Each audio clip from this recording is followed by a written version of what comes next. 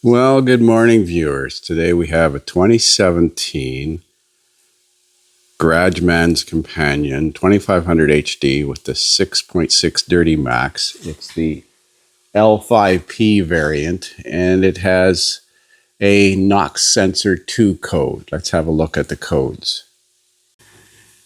So here's a look at the scan report from March the 3rd when I scanned it. It had a P11 David Charlie, symptom 00, Nox Sensor 2 current performance, current code. And it had history codes for P0046, turbocharger boost pressure output circuit, P0674, cylinder glow plug. I had changed the glow plug but not cleared the code. That was a history code. P11 Bob Edward, O2 reference voltage circuit, Nox Sensor 2, symptom 00, current code. So it's got a problem after clearing the codes with this Nox Sensor 2 circuit. I have a new Nox sensor from GM. I'm going to determine which one is Nox Sensor 2. So here is a picture of nitrogen oxide sensor replacement position 2. It shows it in front of the flange.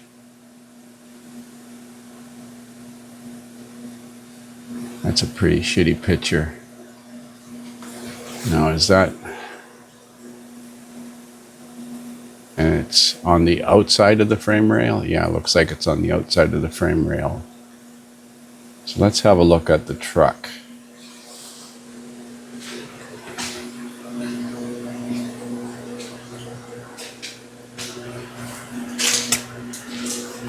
So there's the flange right there. And I think that's the sensor up top there. That one right there. And the modules on the side of the frame here.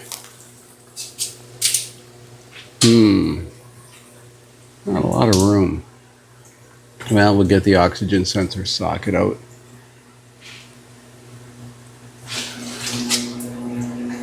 What other sensors we got in here? EGT sensors. That's an EGT sensor. That's an exhaust gas temperature sensor there. So that's got to be it. There's another exhaust gas temperature sensor here.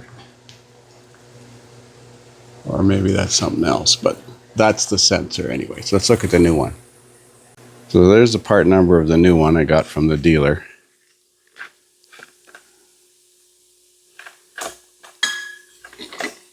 Kind of looks like an oxygen sensor, but it actually has a control module attached to it. So let's see if we can get that out. So I use this oxygen sensor socket, this long handle flex-headed snap-on ratchet, and a cheater pipe over the top, and I heated the boss, and I got it turned about a half a turn, but it's tight again, so I'm going to use an open-end wrench now and heat the boss up. I'm using a acetylene torch. So I ended up cutting the old sensor off so I could use a box end wrench from the top. Sensor's installed. Dielectric grease on the plug to seal it better. There it is up there. Not gonna lie, that was a bit of a challenge. I had to heat it 3 times, the boss, and then I cut the original sensor with a zip cut blade to make like a thread chaser. I assumed it was 18 mil like a spark plug or like an O2 sensor, but it's actually around 20 mil. So let's clear the code and see if it'll go through a read. So we're going to do a network scan of this vehicle. Loaded the vehicle record. I got it running. I can do that with it running. Hopefully that code has gone to history. P11BE, history code, P11D8, Nox Sensor 2, history code, P11D9, history code, and P11DC, history code.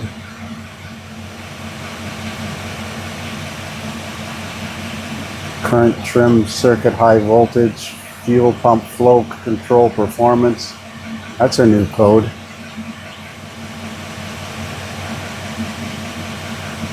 HO2S performance sensor 2. Steering position signal plausibility, invalid data received on VCM. Tire pressure sensors in the VCM. And glow plug module is the ECM. So let's do a network code clear.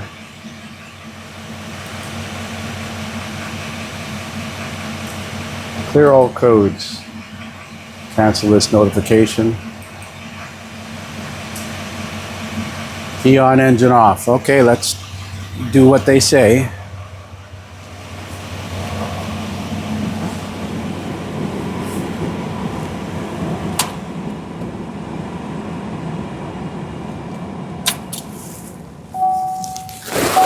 Turn the heater controls off. Okay. Key on, engine off. Continue.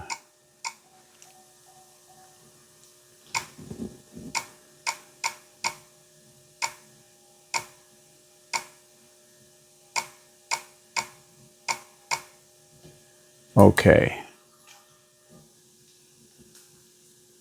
Engine. Codes menu. Display codes. DTC display. No codes present. Now I'm going to take this outside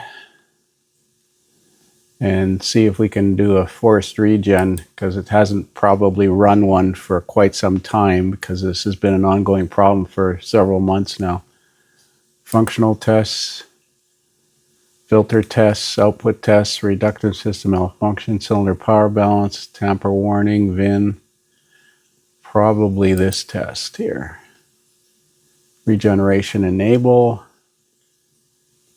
DPF pressure sensor reset, catalyst 2 reset. Well, I'm going to get outside with the truck. So we're parked outside in this beautiful spring day, and we're going to do this DPF service regen. It says tailpipe exhaust temperatures will be greater than 572 Fahrenheit during the regen to help prevent personal injury or property damage from fire or burns. Observe the following: place vehicle outdoors, keep people out of their vehicles and combustible materials away from the tailpipe, and don't put an exhaust hose on it. Due to the elevated engine temperatures created when performing this procedure, it's important to open the hood and keep the front of the vehicle in an open environment away from any walls or buildings. In order to keep proper airflow across the rad, it can be interrupted at any time in an emergency by switching off the ignition. And check the coolant level and oil level before and after the procedure. Engine and exhaust system damage can occur due to improper usage. Do not initiate if non-DPF faults are present. Oil changes may be necessary after running the service mode. Let's continue.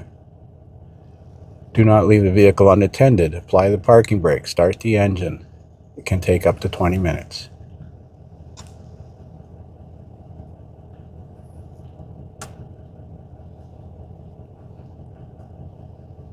Collecting data.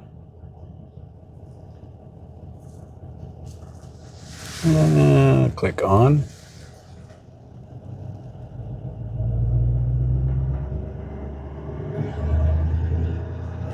Let's watch the EGT temperatures. There's 1. There's 2. Why won't it graph them?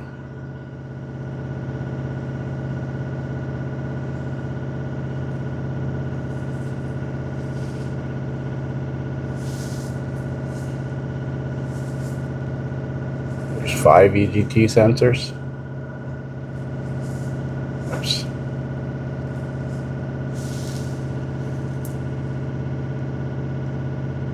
Why isn't this one increasing?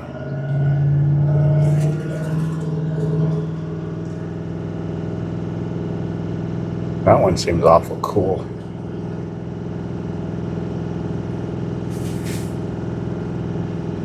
It is rising though. That's sensor 4. I would imagine it's, here's sensor 5.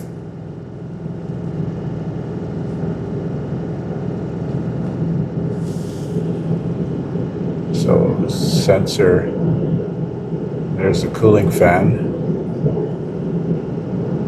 Let's keep an eye on the coolant temperature. Yeah, we're okay. Engine coolant temperature out of range. Probably it's not hot enough. I just ran it outside. Didn't say that it had to be running up to temperature. Well, let's run it for a while and try again. Oh, this scan tool. So I ran it up to 170 degrees Fahrenheit and I tried starting the test again. I don't see it injecting fuel into the exhaust after treatment injector yet, but maybe it only does that if it deems it necessary. This is EGT 1, 3, 5, 2, and 4. So let's let it run and see what happens. So I see sensor 1 is at 580 Fahrenheit and sensor 2 is at 715, 717, 720, which makes sense that it would be hotter coming out of the catalyst. Not sure where sensor 3 is. It's but let's continue running it and see what happens. So I see it started injecting fuel. Sensor 2 is at 865 Fahrenheit. Sensor 1 is at 624. 876.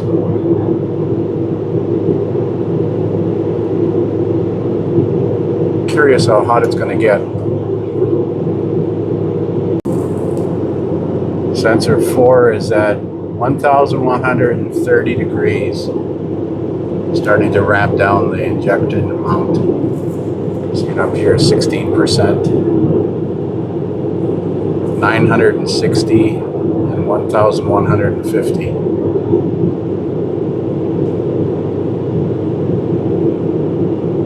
1120, 1140. You can see why you don't want to run this inside the shop, that's for sure. So one of the data parameters is the particulate filter soot accumulation. It started out at 61%. We're down to 27%. Exhaust temperatures are 1150, 1145, 1150.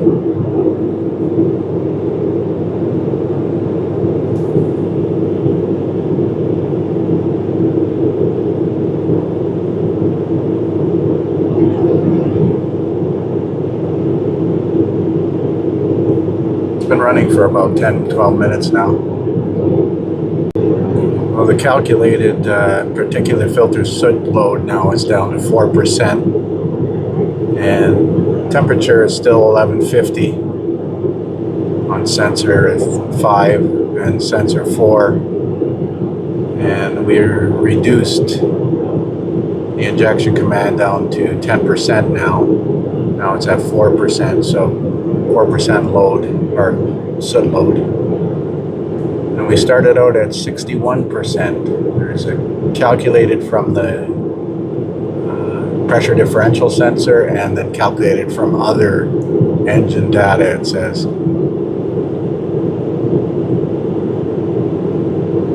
So we're just about done. It's been 15-20 minutes already. So we're down to 2%. It's been like 20-25 minutes.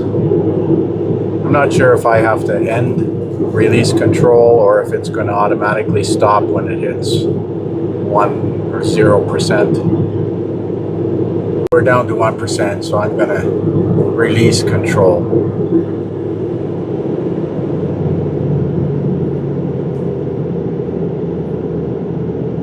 Exhaust temperatures are cooling off, engine's idling down. Let it run for a few seconds, save this recording.